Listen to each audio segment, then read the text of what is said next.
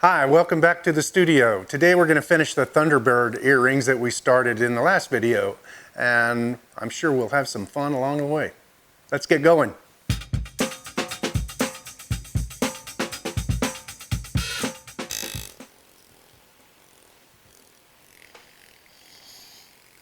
Closing in on it.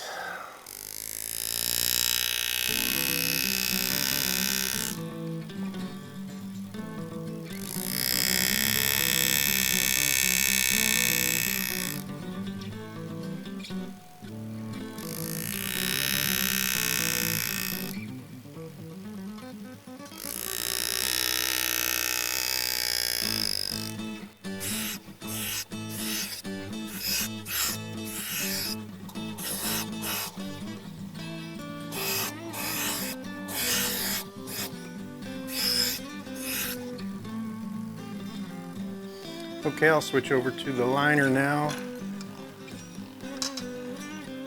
which is a completely different beast. This is an 1810 liner, which you can look up what that means. I can never remember which number is which. I believe the second number is the width of the liner, and the first is the first number is the number of lines that it makes, but it could be the other way around.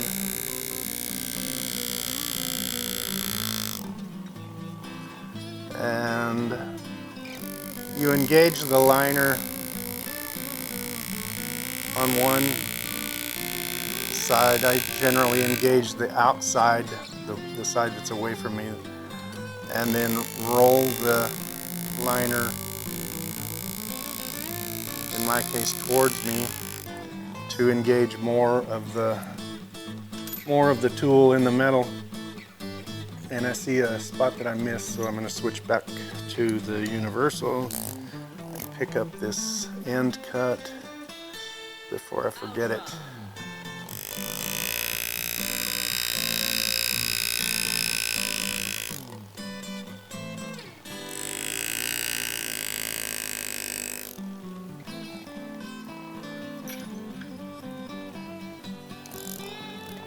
But I don't know if you can tell, but the liner has lots and lots of lines here. And I'm not going to try and count them.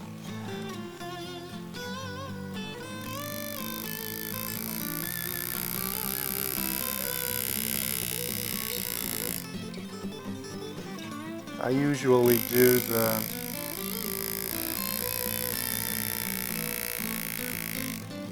lines that go parallel to the direction of the leaf first, and then come back and do some cross hatching with the liner in kind of a perpendicular line to the flow of the leaf. And I'll show you that in a minute. It'll make more sense. In fact, I'll show you right now. Okay. This is how I do it. This is not necessarily the way to do it, but when I'm cross-hatching, I will engage the edge of the tool that's nearest to me and roll away from my body as I'm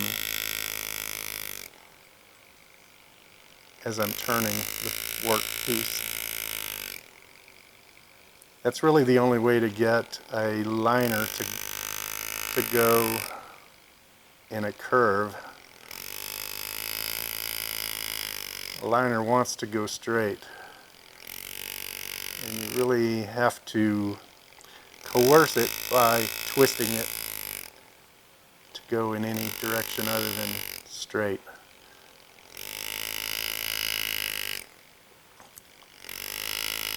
Liner is a fast way to add shade lines and force lines and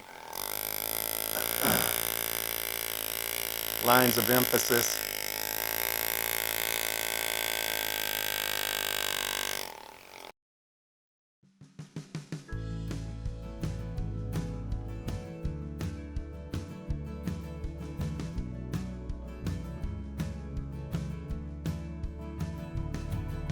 So she says it's time that I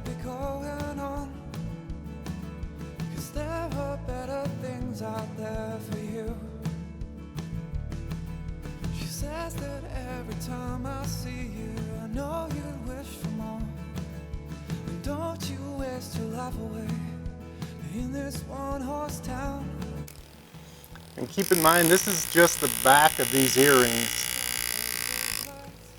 I haven't even got to the front side yet.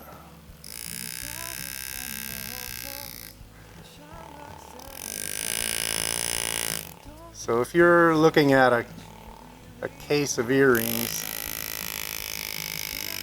and you happen to pick these up, my hope is that you will be impressed by the workmanship and the amount of detail that have gone into them, and we'll select these over a non-engraved set of earrings.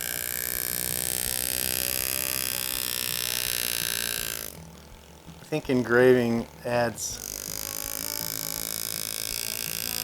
so much to the jewelry. It gives you an edge that most jewelers don't have. In this small town,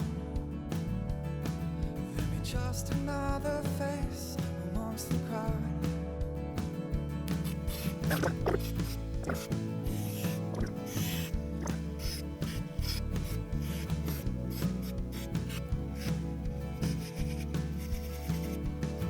Well, the cowboys have their horses and the lovers have their songs. But all I got is this small town, the place where I was born. And the shining glass of the city, and the draw the world. Oh, before I take this off of here, thought I'd show you how simple it is to work with hot glue, and acetone will break the bond of the hot glue very easily. All I have to do is put a burnisher under there, any sharp tool, and it pops right off. What it does is it makes the hot glue really brittle as long as the acetone is liquid. Once the acetone dries, then the hot glue will no longer be brittle. So you can use it over and over and over again. Just another little tip that is really, really handy to know. Acetone is your friend. What is so damn wrong about this place? 'Cause everyone I know's got a smile on, and every face I see's got a name. I'd rather be somebody.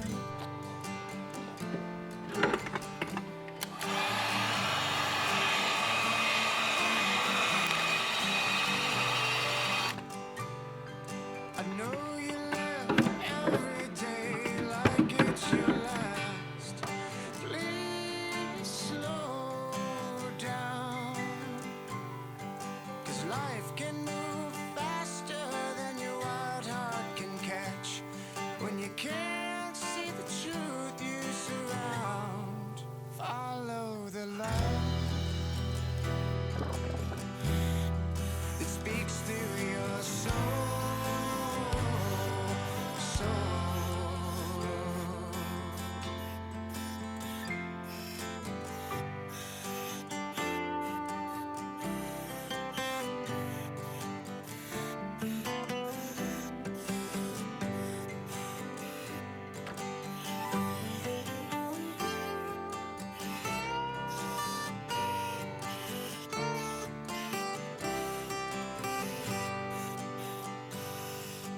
Chaos has turned your white clouds to dark gray, and you taste the tears in the rain. And I know you have all the strength to find your way as you teach the world to be brave. Follow the light that speaks through your eyes, even stronger every time that you cry. Your eyes. For some reason, I'm not sure why, I'm sure it was probably pilot error, I missed recording this part of the video. But what I was explaining here is that I am using soft solder because I've had questions about the use of soft solder. This is also called Stay Silv or Stay Bright solder. And it only takes about 400 degrees Fahrenheit to melt this. Now, I don't recommend that you use it very often, but there are times when you are at risk of melting a previous operation, and so you have to use it from time to time. On something as delicate as earrings, I would never use it on something like a belt buckle, but on earrings it certainly works just fine. What I hope you'll be able to see with no volume here is that it doesn't take much heat at all. Now when you use this, you also have to be aware that the soft solder will stay soft until the piece cools down.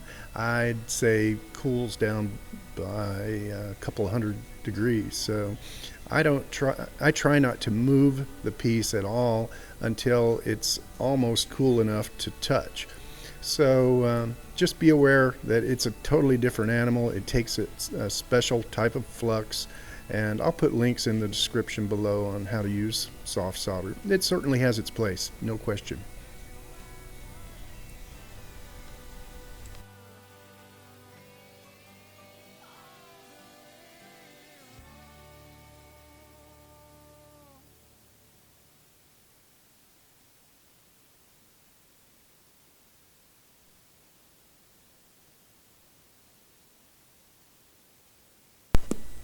On this second earring, I hope you can see how I'm focusing the flame on the perimeter of the larger piece, the Thunderbird, and I'm trying to keep the flame completely away from the solder itself.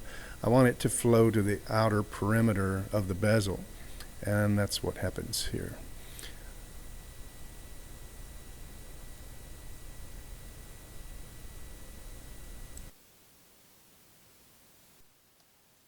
All right, all we have to do is set the stones now. So I'm going to take advantage of the tools I have available. And in this case, I'm going to take advantage of the fact that I have engraving tools available. Smoke them if you got them, right? So I've pressed the first stone in. It fit nicely, no problems. Fire up my pneumatic hammer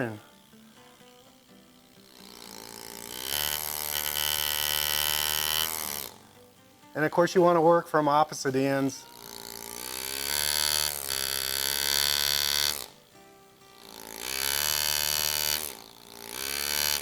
I'm sorry you can't see, I needed to hold that with my fingers for a minute.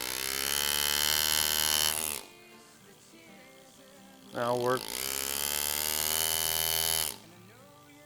180 degrees opposing side.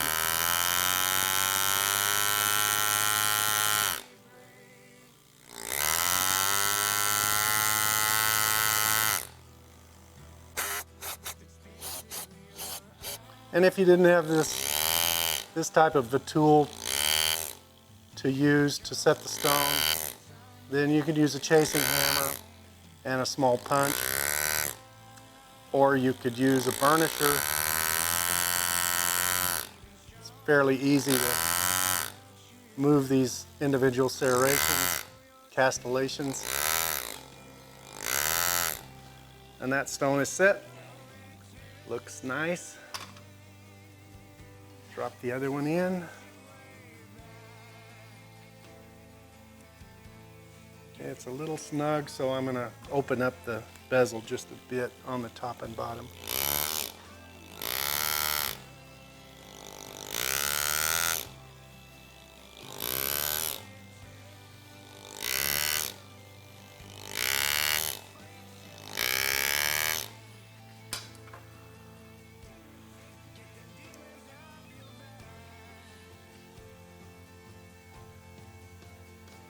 A nice snug fit. I'm going to start on the right hand side.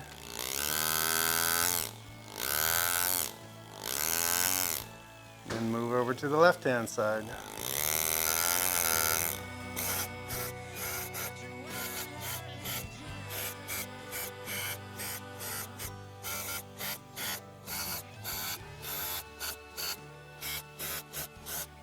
if you do use engraving tools, or really if you use the hammer and a punch, you really have to be careful that you don't slip off the bezel, because that punch would certainly crack the stone if it made contact with it. But we got lucky, nothing happened bad, everything's good. All we have to do is install the ear wires, so you can say we're done.